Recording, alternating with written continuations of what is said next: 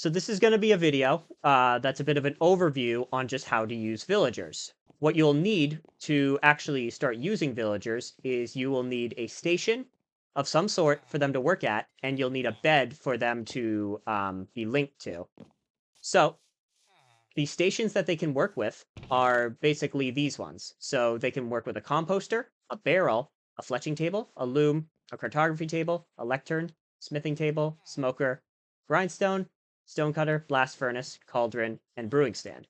Those are the 13 different stations that they are able to use. So whenever you want to use a villager, you need to simply place down one of these stations and place down a bed. And that way, they'll be able to have a place where they can quote unquote sleep and a station that they'll be able to work at. And both of these are necessary in order for the villager to actually work. Now, to demonstrate this, we'll use, for example, a composter, and I'll use just a bed.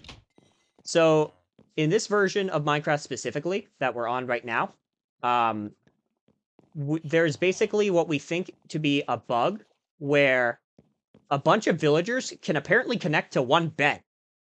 That's a thing they can do for some reason. I don't know why, and I believe it is a bug. So in a later update, if you are watching this at a later point where it is already patched, it should simply be like this, where you place one bed, a villager will connect to that bed, and then they will connect a station, and then you can connect a station that the villager can work with. So what we see here is that this villager connected to the station, and I believe he also connected to the bed. Let's see. Here, I'll have to put down another one because right now there's some problems with the nitwit villager over there in terms of beds he's interacting with. In a normal situation, you'll have a villager connect to the bed, and then he'll connect to the station, and then he'll be able to work. And so from here, what we can do now is we can see what his list of trades are. So here we see that we have a farmer. So the farmer has this list of trades with a beetroot. He has bread, and then he's got some other trades that we can potentially get by trading more with him. So another extra thing to know about villagers is every time you break their station and then place it back, when they have no experience, you can have them reconnect to it, and they'll have a new set of trades here. So there's a couple of different variations to the farmer specifically. The variation that I would recommend is the carrot variation. So here we go. Perfect. We got him first try. So basically, the reason why I recommend the carrot one is because he has the cheapest price of 22 carrots. He may offer 22 carrots versus like 20 wheat, but you can basically use crops and use fortune on the crops to get a ton of carrots per like crop spot. And that's why I think that carrots, for example, is the best one that you can use. Because you can do the same thing with potatoes, but it's a little more expensive. So what I would recommend is if you're going to trade with a farmer villager to get emeralds, you basically should have him be carrots. Since they're easily replenishable and you can take advantage of when you grow them with fortune. So that would be my recommendation. And so now, in order for him to keep this trade, you actually will only have to trade with him once in order to lock the trade. So what we can see, so I will trade with him now once to show that he will lock his trade. So now we can see that he has a bit of experience. And now I got an emerald from that. So now I'll break his station, and what you probably notice is that he's kept his farmer cap. He still is a farmer. I can click on him, I can continue trading with him, but without his station, he will not be able to restock. So I place down the station again, and he will reconnect to it. And now he will be able to keep his trades. So now it's locked on him being a farmer, and you can simply keep him this way. So now if we continue to trade with him, we'll unlock the next level, where he's an apprentice. And so what you'll notice is that his gem, the little gem thing that he has on his like crotch, I guess, I don't know. You'll notice that that went from being one of these gray dots. Oh, I guess there's no dot on these guys. Okay, that's fun. You'll notice that he went from having nothing to having this brown dot. So if we continue to trade with him now, what we can see, I don't know if I have enough emeralds, so I'll have to trade with him a little bit more so that we can get him up to there. What items do we got? We can do this with pumpkins. So when we trade with him a bit more, we can get him up to level 3 now. So at level 3, he now has a golden little gem thing. I don't know what it's called. Just don't worry about it. So now he's at level 3. And so now we can continue. If I can just get a ton of emeralds. So let's continue trading with him. And so now, okay, well actually with that, we also just got him up to level 4. So you don't necessarily have to click on the level 3 trades just to get him to level 4. It's just about that experience bar. Just getting that up to the next level will get him up to the next level and allow you to open up his next level of just like trades. So now we have his level 4 trades that are open. So we can continue trading. And you can see that his gemstone was green at level 4. And now it'll be basically a diamond one at level 5, which is master. From here, he's basically a maxed out villager. You won't be able to take him any further than this, but you'll have his full list of trades that you can use and trade with him at any time. Another thing that I like about farmers specifically is the fact that you have 3 different easy to use options for getting emeralds. So you could use melons, you could use pumpkins, and you can use carrots and get emeralds from each of those. Every time you do a trading cycle with these villagers, for carrots, for example, you can trade carrots 16 times with these villagers and get 16 emeralds. With pumpkins, you can trade 12 times, and the same goes with melons. You can do 12. So now what I'm going to show is what happens when we max that out, when we use up all 16 of those trades. So I'm going to snag some more carrots, and I will show that off now. Here we go.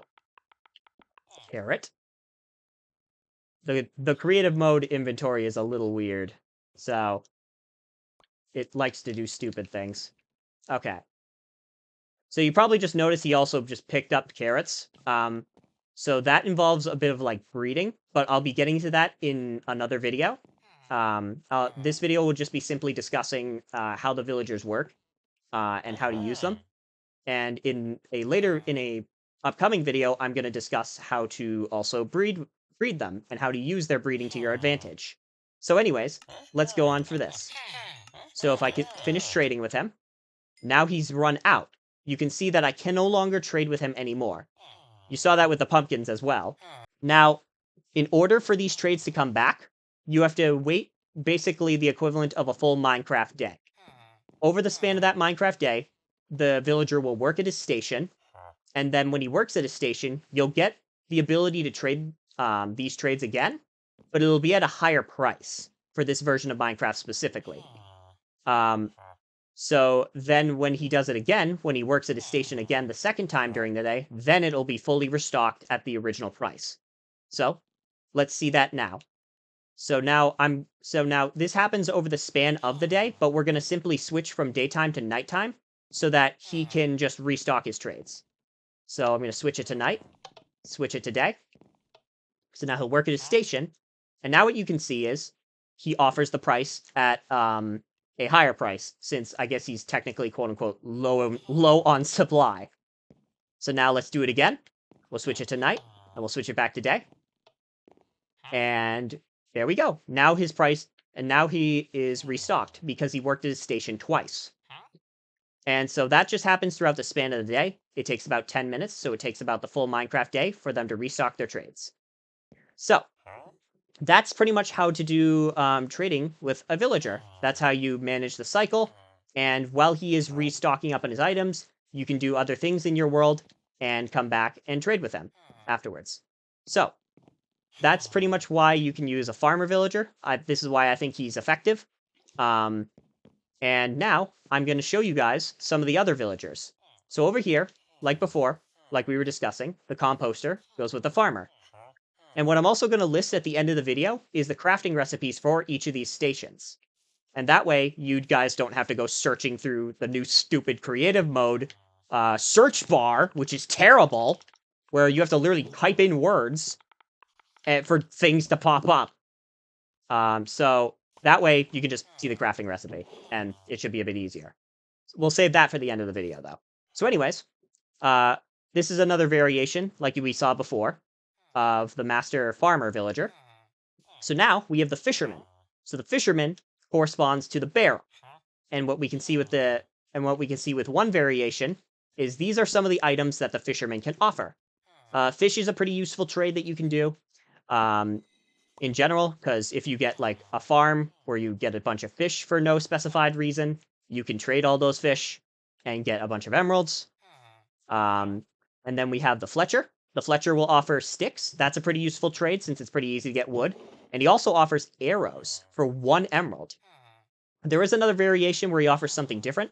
But you can look up all the different but I'm not going to be covering every single variation in this video of every villager, because that would be a 30-minute video probably.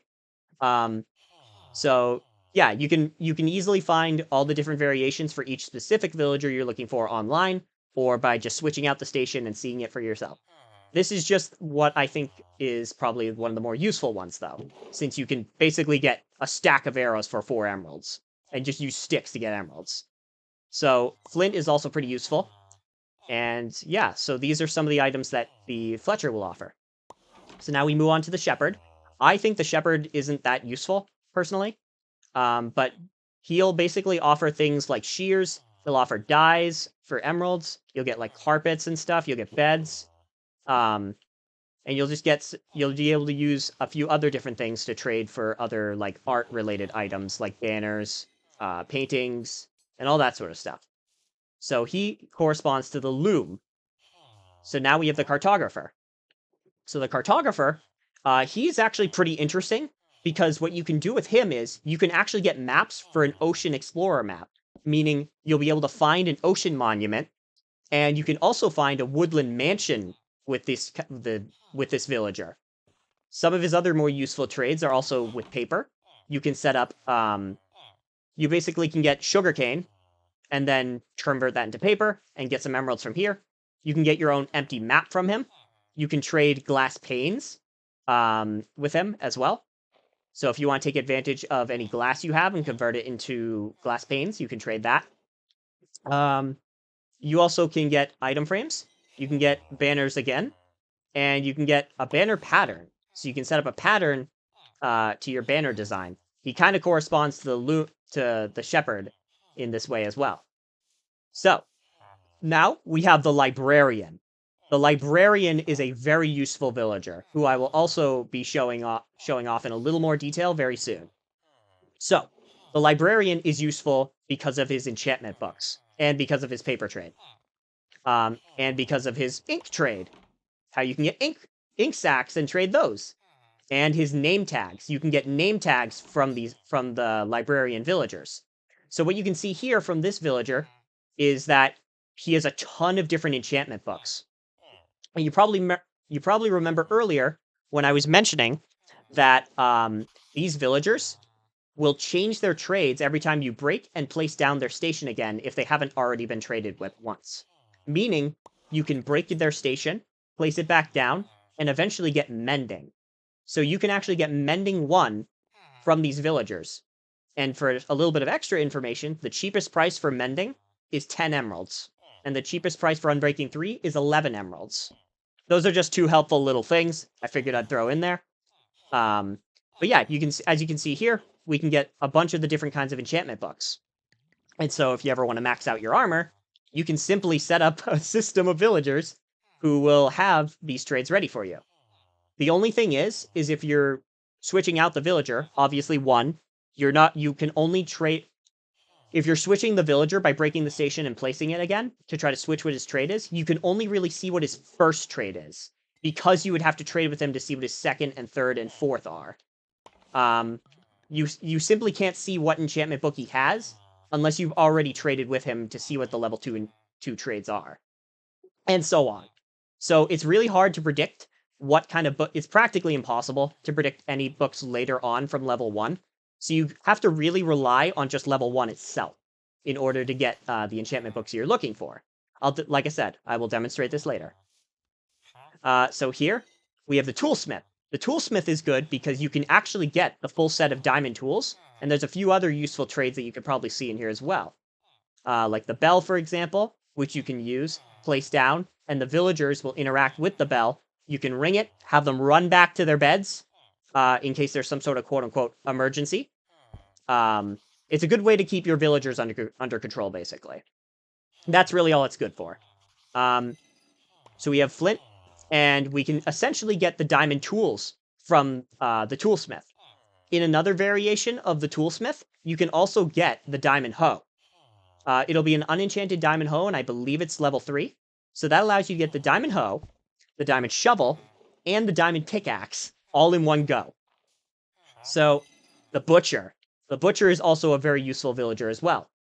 The butcher is good for food, as the name would imply. You can do berry trades. You can do kelp trades. You can actually get 5 cooked pork chops from 1 emerald in another variation of this. That's the one I typically use. Or you can just go for this 8 cooked chicken if you want. And because it's a level 2 one, you can at least see that it'll be cooked pork chops after breaking and placing his station back. The difference between that and the enchantment books is you can't see what the enchantment book says when he's on level 2, when you're trying to look at the level 2 trade. Just because it's not available yet. Whereas here you can see the specific item. So you pretty much know that it'll be cooked pork chops if you break the station and place it again. I can demonstrate with this villager as well, probably at the end too. So anyways, yeah, so this is the butcher. He's great for food. He's great for saving you time just collecting food. The weaponsmith will give you the weapons. He'll give you the diamond weapons, the axe and the shovel, the sword. And on top of that, he also offers some similar trades to what the toolsmith does, except it's just the weapon variations of them. So by having this villager and the other one, you can pretty much get all of the diamond tools without even having to go mining. Now we have the stonemason. The stonemason, by the way, this station here that I just broke is essentially the grindstone, because I forgot to say it before. This one is the smoker. Okay. And then this one is the smithing table. And then that's the lectern. Because I was dumb and forgot to say what those ones are. Cartography table also. Yeah, so the station I just broke is, yeah, so that was the grindstone. And that's what corresponds to the weaponsmith. So, then we have the stonecutter. So the stonemason villager is not really the best villager in my opinion. I think some people might disagree with me. Because you can simply trade like stone with him to get emeralds, or you could trade out all your granite, or trade all your diorite, or all your andesite, based on the different variations of the stonemason. So you can probably find those trades pretty useful. I don't particularly use them that much, but if you find any use with any of these trades that you see, or any other variations, if you're wanting to look more deeper into it, then yeah, the stonemason might be a good villager for you. So now we have the armorer. The armorer is the guy who offers 2 parts of the diamond armor. Those are the important trades that he will have. So what we can see here is he's offering the diamond pants and the diamond helmet. With every variation of the armorer, you're going to get 2 pieces of the diamond set. It's going to be 2 randomized pieces. So if you want to get the full set, you should try to get a minimum of 2 villagers to get the full set of diamond armor. 2 with one, 2 with the other. So, and his station is the blast furnace. So, then we have the leather worker. So the leather worker, he is, in my opinion, kind of useless, because he literally, literally his only good thing is the saddle, and maybe the leather horse armor. Everything else, I don't think is very useful here, to be honest. Maybe except for the flint trade. So, I mean, you can decide. Oh, you can decide if you want to get him or not, but that's up to you. And so he uses, and so if you do want him for some reason, you can get a cauldron, and then you'll be able to have your leather worker. So, then what we're going to have here is we will have the clerk. This is the last one that's able to do, like, trades. So, you can trade rotten flesh, as you can see. You can do redstone. Every variation of the villager for the clerk practically has the redstone, has the glowstone, has the lapis, and the gold. So you can see that there's a bunch of useful ones here that you can take advantage of, including experience bottles. So that's the clerk. And now we have the nitwit. Well, he's the nitwit. He Doesn't do anything. He's useless. So anyways, now I'll demonstrate as sort of a final part to this. I will demonstrate the villagers. I'm going to demonstrate the butcher, and I'm going to demonstrate the librarian, just so that you can see how their trades will change based on how you use this. I just want to show these two because I think these two, personally, I think these two are pretty good. So I'm going to show these ones. You can do this with any villager. So as you can see here, he's offering Luck of the C3. If I break the station and place it back, he now will offer a different enchantment, Smite. I break it again, place it again, and now he'll offer something else. He'll offer a bookshelf. Bookshelves are also pretty useful. And we got bookshelf again. So you simply have to keep breaking and placing this station back until you get what you want. And for the price that you want it at. Because you'll be offered one enchantment book, and I'll show as well, in one more variation, hopefully, that you can't really access. Stop running! Ah, why do you have to run? Okay. So, Depth Star 3. But yeah, you kind of get the point. You can basically trade with him. Yeah, here we go. This is what I wanted to show. You can't access this one. See, I can't see what this book is. That's why you really have to gamble on the level 1 trade and getting that to be correct. Everything else doesn't matter. You might get lucky. You might get an additional book that's pretty good. That sometimes happens. But yeah, the main one to focus on is the level 1 trade, since you're able to actually, like, not have them be locked in afterwards. So, why do you keep... One other thing I think I'll mention is the fact that if you trade with a villager before he's done fully restocking, so if you trade with him at a higher price, he'll restock with an even higher price than that. So it's not really good to continuously trade with them as soon as you can. You should always wait for them to fully restock. That way you don't, cause him to cost way too many emeralds. Come on. I'm hoping to get mending. Oh well, whatever. You get the point. So now I'll show the smoker. Oh, you got it first try. Okay, great. Yeah, but you can see here that I know these are obviously cooked pork chops, so I can just gamble on what the second trade is. And then I can trade with him. Okay, of course, I had to not have enough. Let's trade with this farmer guy. So this is also a good thing about having multiple villagers.